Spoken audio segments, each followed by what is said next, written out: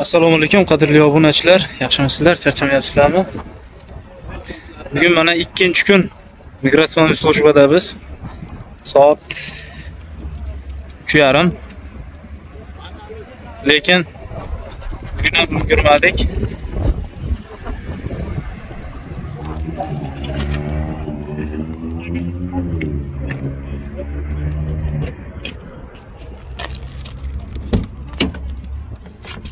Bismillah.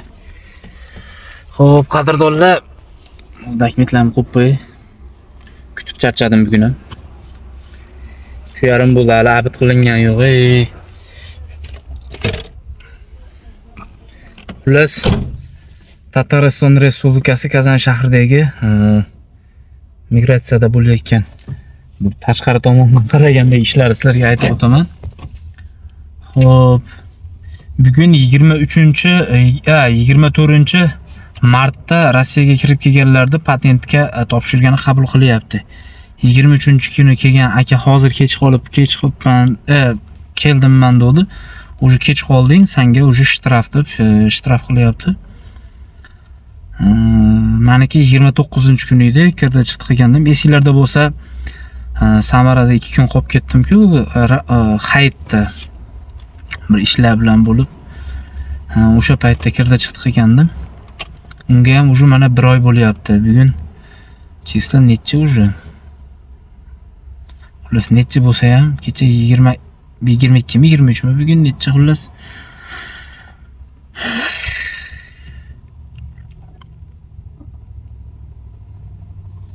Odamlar prosta sarson bo'lyapti.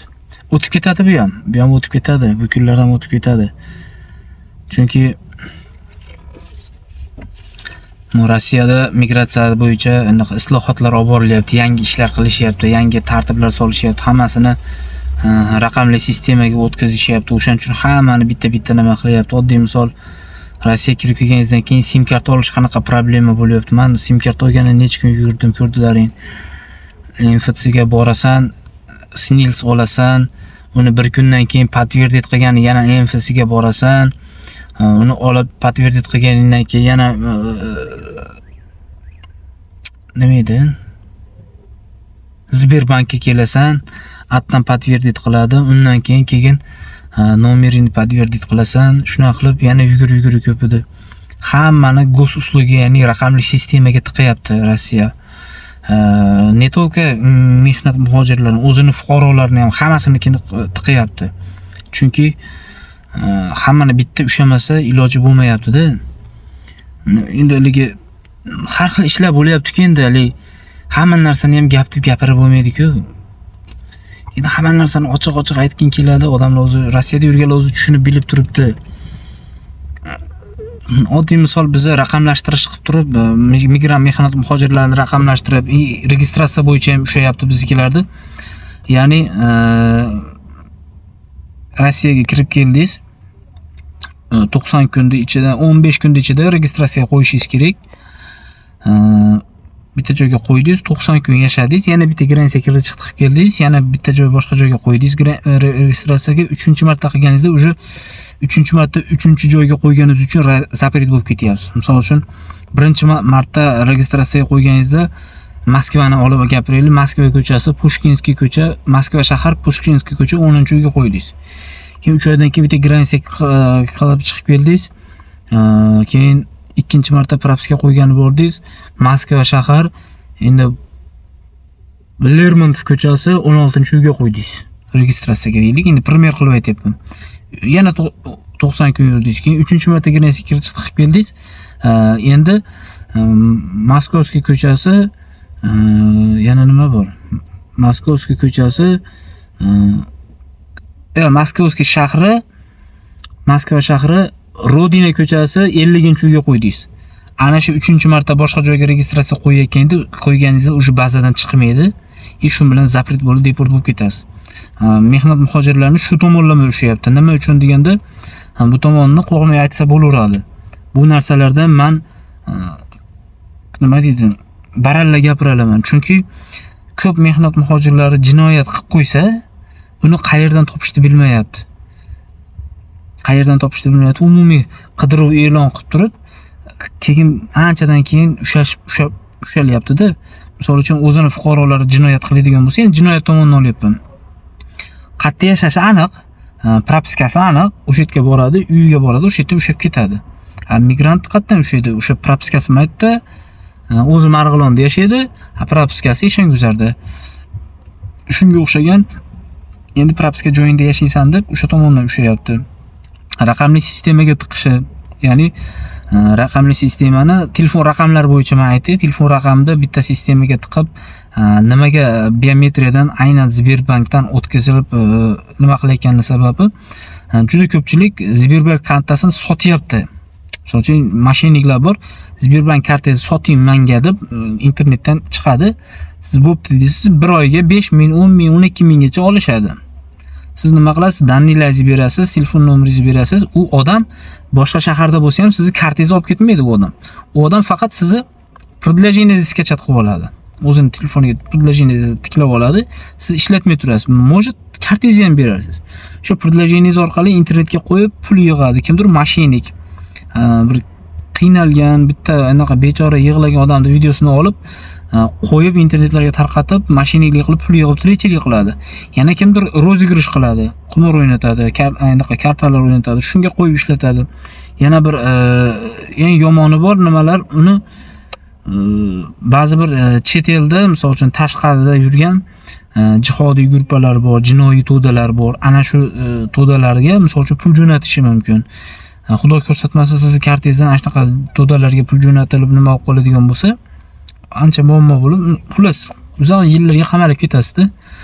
O'shaning uchun raqamli sistema qilib nima qilib qo'yapti? Sberbank kartangizni misol uchun mana Sberbank kartam bo'ladigan bo'lsa, mana Sberbank kartamga faqat meni nomimga olingan sim karta, meni litsoyimda подтвердить qilingan raqam bilan pul tushirish mumkin. Xuddi shunaqa qilib sistema qilib bitta bazaga solyapti hammani.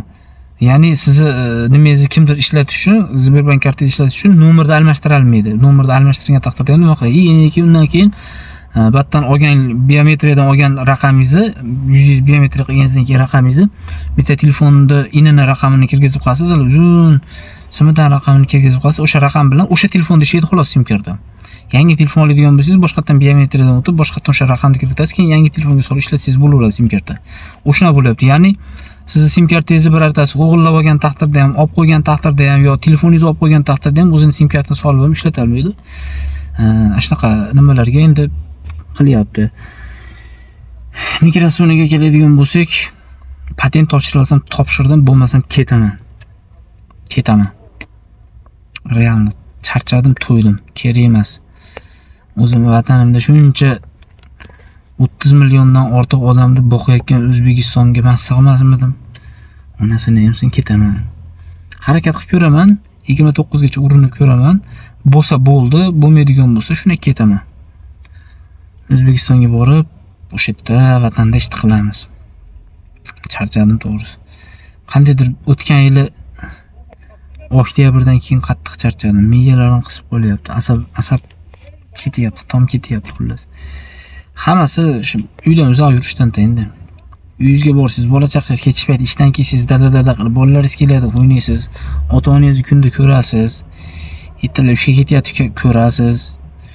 Kelishingizga issiq ovqatingiz bormi? Rossiyada paypag'ingni ham o'zing yu, tursigingni ham o'zing yu, shapkangni ham o'zing yu, kiyim-kechaklaringni yu, kelib ovqat qil, o'zing joyini zabrabga qilib ket, u qil, bu qil, yugur, onasini emsin. Yomon zerikdim. Zerikib ketdim. O'z ketaverish kerak, onasini emsin. Endi shuncha pul sarflab dokument qilib qo'ydim-da men. Ekzamindan o'tdim, medosmotrdan o'tdim, inini oldim, sinils oldim, подтвердить qildim, biometriyadan o'tdim.